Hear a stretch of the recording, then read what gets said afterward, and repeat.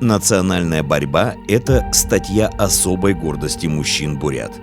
В древности это была система моментальной нейтрализации вооруженного и облаченного в доспехи визави на поле боя. Времена смягчились, но осталось железное правило – заставить соперника коснуться земли третьей точкой.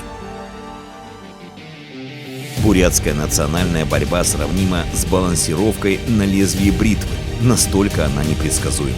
В современную эпоху это один из базовых основ народной педагогики, позволяющий воспитывать поколение сильных и непреклонных мужчин, и один из самых зрелищных видов состязаний со строгой системой правил и унифицированной формой. Пояс, как обязательный элемент комплекта одеяния борца, позволяет применять аутентичный комплекс приемов. Национальная борьба – это бурлящая кровь участников и зрителей. Борьба, как и йохан, неизменный спутник всех больших праздников.